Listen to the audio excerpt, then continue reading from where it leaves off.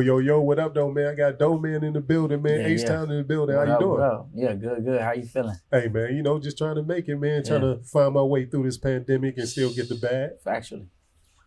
Same here. Just that. So you out here in the Triple D right now. I got a show at Trees. Yep.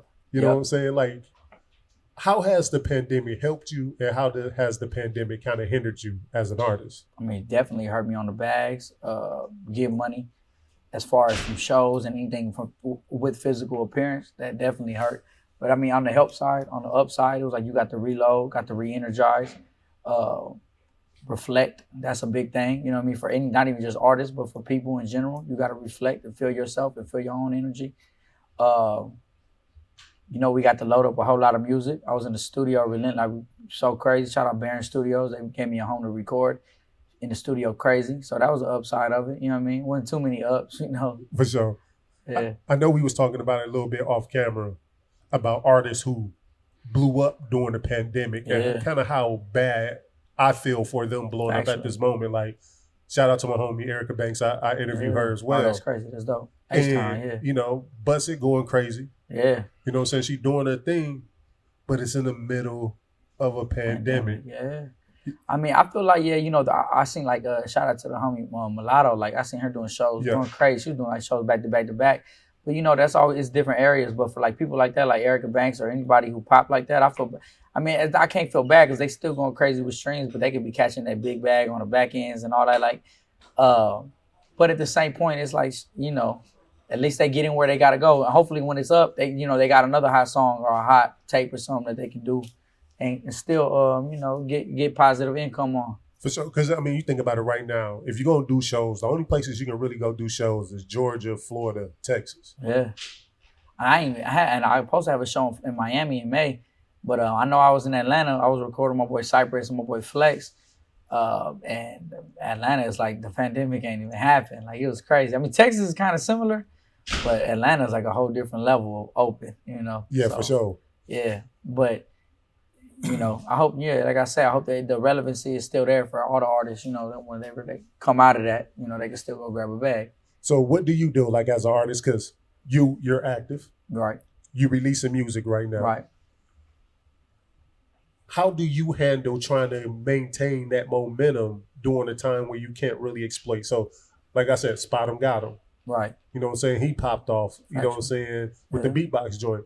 Yeah, but he can't go to he can't get that California experience performing. He can't go to New York, Jersey over there and perform. Yeah. All he can really do is Florida, Georgia, Texas. It's really the max of his. So as an artist, are you worried about having a song that blows right now that's only hot during the pandemic? And is it a relevant fear to be like, the music that people listen to on lockdown, they don't want no part of it once outside open up?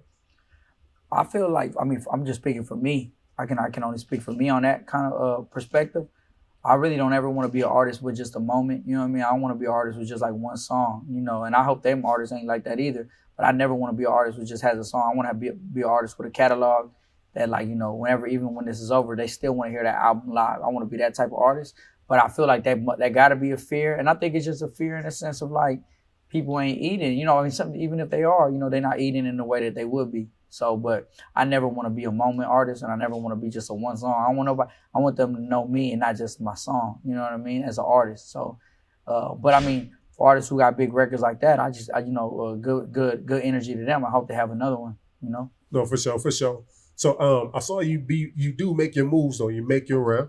Yeah. I saw you get a chance to go over there, Dirty Glove Bastard, off the porch. Shout out to them boys over there. Shout out my boy Hayes. You know what I'm saying? And rest in peace, my guy Pooh. Straight up, R.I.P. Yeah, long live. Yeah, for sure. Yeah. What was that like? Because you got to see, you was off the porch with Dirty Glove Bastard before they got the porch. Yeah. You know what I'm saying? Yeah. What is like going to Dirty Glove Bastard and just and seeing their evolution? Because they definitely one of the top interview platforms out there right now. Oh man, I was just super proud because like I'm the type of dude I don't like fake fucking with people. I can't fake fuck with you. I fuck with you. I do.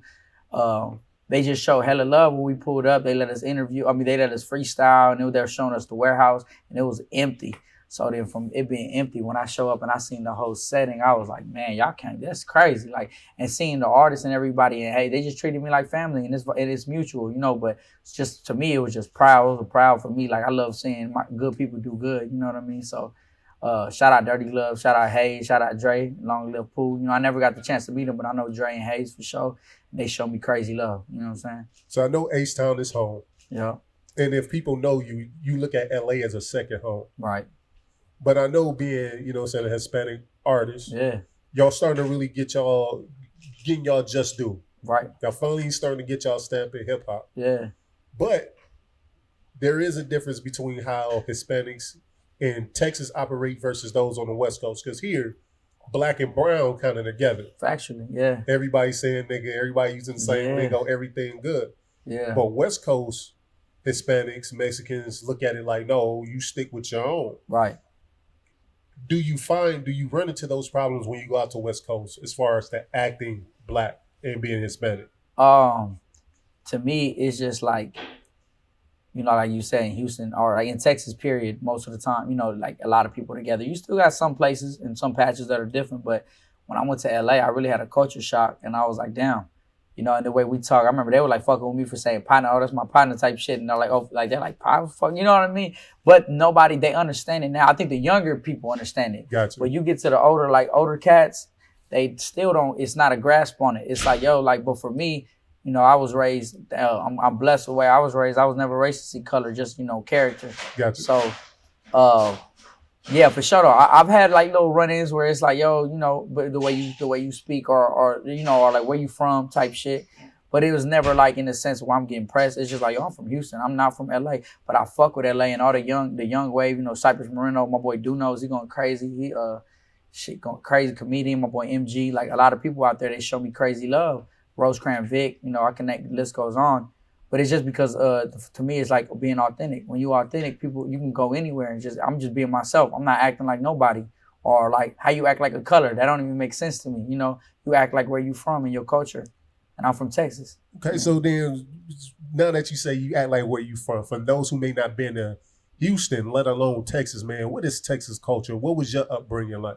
Man, I'm from Southeast Houston, but for me, it was like shit, like Mexican and blacks, we the same people. You know, we might have different, we might live in, we all go to school together. We all just, for me, I feel like we're more genuine. And a lot of people are genuine in the South. You know, not everybody, it's still snakes in the grass everywhere, but I feel like it's real genuine and authentic.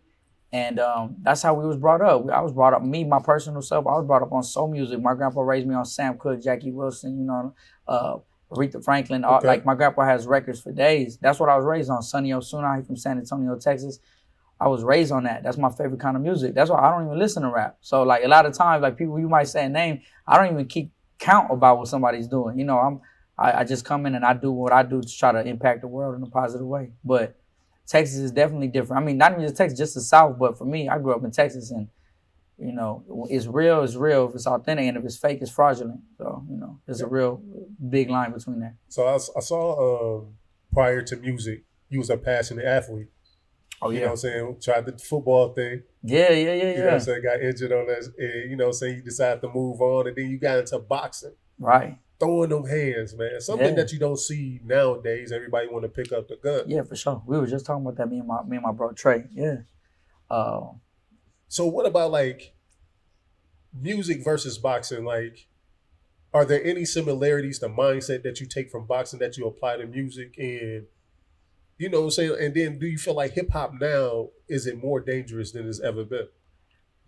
Yeah, because it's social. Everybody's acting like something. Everybody sees an image. You know, I feel like in boxing, you definitely got to be yourself. I know a lot of boxers that I really fuck with that are champions now, or some may not be, but they all had their own style, and it was so distinguished, you know, and nobody would like, you have imitators and stuff, but it was like, yo, that's such and such. You see somebody fighting like Floyd, it's like, yo, he's fighting like Floyd, or somebody fighting like, throwing a lot of hands like Pacquiao, or that's, everybody, but it's like, that's who that is. And the only thing I could say about the similarity-wise, to me, is like your mindset. Like, I believe I'm a winner. You know, I believe I'm a winner. I believe I can before I ever say I can't or I won't. You know, I believe I can. But, and that's my mind in music too. When I go into a studio, I don't care who's in the studio with me. I'm trying to go harder than them. I'm trying to go, I believe I'm better. And if not, I'm not saying better than them as a being, but I'm saying in what we doing, I believe I'm better. That's how you gotta feel. And then if you take a loss, you take it humbly, you know, and gracefully. But the only difference is like with music, it's so funny, especially in today's climate, because it's like if a whole bunch of 16, 15, 14-year-old kids say it's hot, and it's up. And these dudes, his ego is a crazy thing. You have these dudes, some dudes in prison that just body somebody over ego or what somebody else think. You ain't even made like that. You're not really cut from that cloth. You just had a gun. And anybody can kill somebody. My cousin told me to shot my cousin Jerry. He's like, ain't no guns in prison. You know what I'm saying? So, that's real. Yeah. So like, you get into this hip hop thing. Why do you think people are so quick to kill than to fight? You said so quick to what? Kill instead of fight. Like we see, I think 2020 to 2021, in my lifetime, I've seen more rappers get killed in the span of a year than I've seen. They scared to get an ass whooping. Why though? What makes it different? Because they embarrassed. Because today is social media, and they so scared to get their ass whooped on camera. I tell everybody, I don't care. I don't back down or bow down for no man. Win, lose, or draw. I'm not finna pull out no pistol if I get my ass whooped. That's what it is. I'm gone. You know, I get to go home to my family. But these dudes, they take that ass whooping and they want to pull out a pistol and kill somebody because they feel so embarrassed. Because today, you know, it's so egotistical. If they ain't got, same with women and men, if they ain't getting the comments or the likes, they feel like they don't even know who themselves are. So when they get embarrassed, they lose their whole self and their whole ego. And that's to me, I know who I am. I could win, I could lose, whatever it is. I know I scrap hard and I'm gonna squabble hard every time. And from there, I never say I'm the hardest man. Or my dad always told me, you know, you ain't gonna be the biggest or the baddest, but you don't bow down to no man if they pressing your line. That's real. You know, so it's like to me, it's just like they just scared of getting their ass whooped, and if they do get their ass whooped, they want to come back shooting. To me, that's just pussy. I ain't gonna lie, that shit pussy. Any man can pull a pistol. You know what I mean? Any man can shoot a gun. A woman can. You know what I mean? But you know, how you gonna change the world? It's real. So I was listening to the music. The music, like, man, you really conscious about what you write. Yeah. It doesn't sound like just something thrown together. Like you spitting bars, you bringing that real hip hop, but it is infused with great music, man. When you think of music, when you approach it, like what are you trying to convey to your artists? What makes you different? To me, it's just like, you know, being myself, being authentic, genuine, being an individual. Because there's a lot of people good at rapping. There's a lot of people good at a lot of different shit. But when you yourself, I feel like I'm myself and I don't ride waves and none of that shit.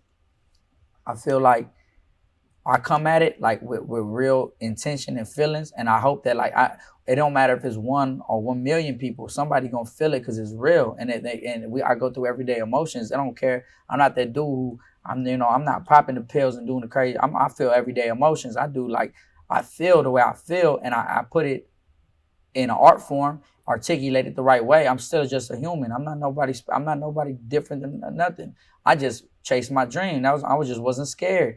But for me, it's just to get people through their day. That's the way I approach music. Like when I come at it, there's some shit I would want to hear.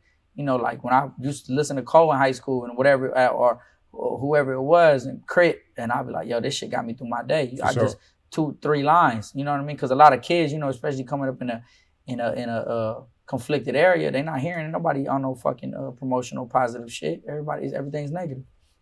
When you speak in the hip hop, man, what percentage of the music needs to be real versus just entertainment? I think that's something that I struggle with personally, because I feel like I be so real that if I feel like I'm doing something fraudulent, I'll be like, damn, I got the homies around me that's like, but at the same point, it's still entertainment. You still got to be entertaining. So I think like they got to be at least like a great balance of it. Like, but it's also being realistic with yourself. Like I mean, I like shout out Sean Cotton. I remember I seen him say like, what do you call it? Like Terminator rap. He's like, these dudes been doing Terminator rap. Like how you kill 40 people, bro? Like you walk in and you got the most money. Like, come on, bro. To me, it's like, that's not realistic. Like, and it's cool. Like, yeah, it's a lot of dudes selling whatever or doing whatever, but you got to be realistic with yourself first and foremost. So I feel like, to me, I like being 100% real. And then if you do whatever you're doing on the entertainment side, that's the entertainment side. But don't let the entertainment take over the art. And that's what happened. You know, I feel like. So because art is entertainment. Right. And I feel like a lot of people crash out on trying to be real. Because I never went to any entertainment expecting entertainment to be real. Yeah. I go to a movie. I know these people aren't really doing the things they're doing on the movie. They are all actors. It's fake. wrestling. They hitting each other with chairs. They doing all the slapping. They doing all the yelling. Mm-hmm. I know it's fake. It's entertainment. I just think I look at it as an art. So I feel like art, somebody painted something. It might be made up in their mind, but it's real to them. You know what I'm saying? And it's authentic. Because to me, but it's also the way that they're being fraudulent. You know, the way that they're, what everything is portraying. Like these kids, they ain't have no substance in mind. You know what I mean? So everything they listening to, they eating up. And like, I have a little homie back home, I don't even speak on his name, but it's just like, I tell him like, this shit real to you? You know what I'm saying? Because anybody, you can put yourself in any situation. I don't care who you are. But to me, yeah, for sure, you got to be entertaining. But to me, it's just like when I go, who I listen to, like, it's like, I feel like it got to be some sense of real to me. Everything can't be like a cartoon. And I feel like that's what a lot of shit became. So then my question is this. What's more important then? The artist itself actually being real or the music feeling real? The artist being real. But I think as a point, when somebody is real as a human being, I guess the outside level of your mind, what you think, what are you putting out? You know, it's just like energy. And that tongue is powerful. It's a two-sided sword. So everything you're saying, it could be either good magic or bad magic. And what you're speaking out to the world, it eventually comes back. And I feel like that's why there were so many deaths in hip hop. Everybody's talking about some drilling. I'm pulling up with the pistols and I'm popping shit and whatever one what. Who. What do you think comes back from that? That's real. Mean, you know, what comes back from that? If you wake up every day and you feel shitty about yourself and you don't like who you are, you're gonna have a bad day. If you wake up and you just say some shit that you might like, y'all might have a good day today.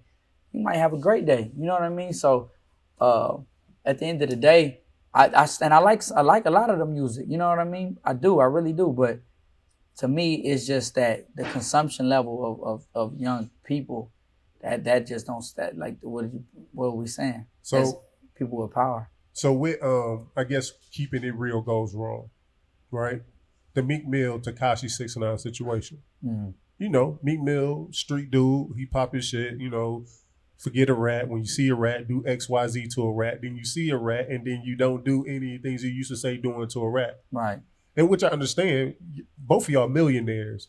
Meek, are you about to go back to jail to kill, to prove a point for this rat? Right. A lot of people gave Meek Mill a hard time. Whack 100 gave him a hard time, saying you say all these things about killing a rat. Right. And you saw him and didn't do nothing. Mm-hmm. What should Meek have done in that situation? I mean, to me, regardless of whatever happens, and I know it's a hip hop thing and all that, like I was telling my bro, I was like, it's just being men in a regular day. I might see a dude through the elevator. I'm not worried about what he do at all. Right. I got to worry about myself, you know. I think just from the first place, you know, you speak on how you feel,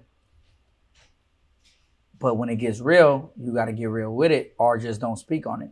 Gotcha. So, you know, but I mean, at the same point, I see what you're saying. You got a lot of shit you don't want to lose, but it's like. But you just need to hit it on the head. Like, if you don't want to lose nothing, just don't speak on it. Yeah, if you don't want to lose nothing, just leave it alone. But at the same point, I mean, I can't say what happened in the situation. I wasn't in his shoes or none of that. I just know what the internet portrayed and I know what was said, but and what I've seen. So I don't know really exactly what went down. But for me, it's like if I speak on a man and I see a man, then it's gonna be up regardless of what's going on. And, gotcha. And I mean, and if I'm really speaking on it in that strongly, but I mean, I can't speak for another man either, you know. So being with this, like you just released a record, man. Kind of talk about that record and what can we expect from you musically going forward here in 2021?